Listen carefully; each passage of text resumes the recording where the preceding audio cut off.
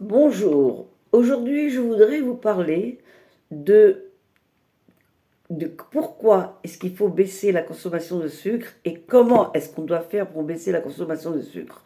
En fait, il faut savoir que la consommation excessive de sucre est dangereuse pour la santé parce que ça peut aller de caries, ensuite ça peut arriver à la prise de poids excessive, ça peut aussi arriver, et là souvent aussi à un diabète ou à un prédiabète.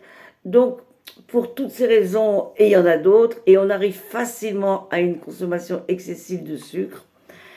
Pour toutes ces raisons,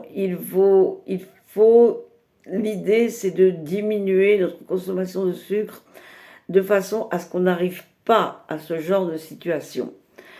Alors, il se trouve qu'on est entouré complètement de produits sucrés et de sucre et ça devient pratiquement une addiction pour certaines personnes, cette envie de prendre toujours du sucre, que ce soit par du chocolat, des bonbons, des gâteaux, des, des boissons sucrées et j'en passe. Donc on est vraiment entouré de sucre et c'est un peu difficile de se débarrasser de ça. Or, si on le fait progressivement, et surtout avant de le faire progressivement, il faut prendre conscience que c'est important de diminuer progressivement notre consommation de sucre. Donc, première étape, on essaye d'en prendre déjà conscience. Ensuite, on commence par diminuer progressivement. Comment est-ce qu'on diminue progressivement? Eh ben, si on a l'habitude de prendre du sucre dans notre café ou dans notre thé ou dans notre yaourt, alors on diminue la quantité de sucre qu'on a l'habitude de prendre. On passe de 2 cuillères à 1 cuillère, de 1 cuillère bombée à 1 cuillère rase. Enfin bref, on essaie de diminuer progressivement pour essayer d'atténuer la consommation de sucre et la progression comme ça.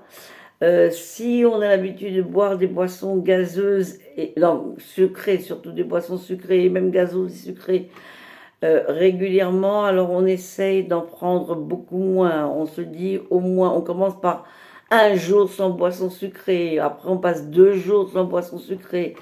Et on essaye, chacun trouvera la petite méthode qui lui convient le plus pour essayer de diminuer le plus progressivement possible, mais y arriver et diminuer, et comme ça au moins on peut y arriver. Pareil pour le chocolat, on n'est pas obligé de prendre la tablette ou la demi-tablette de chocolat. On peut parfaitement prendre un carré de chocolat. euh, Si on prend des carrés de chocolat à 85%, déjà les carrés ils sont déjà plus gros que les autres carrés de chocolat normaux. Donc déjà, en prenant un carré de chocolat à 85% par exemple, 85% de cacao, déjà le carré sera un peu plus grand et déjà on aura presque deux petits carrés de chocolat normal. Enfin bref, et puis là déjà il y a un peu moins de sucre. Il y en a, j'ai pas dit qu'il n'y en a pas du tout, il y en a.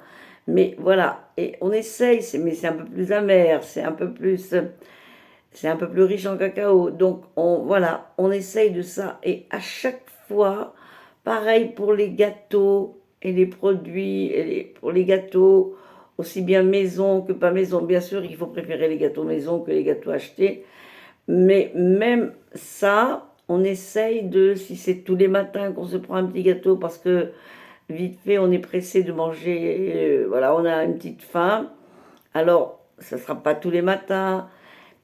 Chacun trouvera le rythme qui lui convient pour diminuer la consommation de sucre.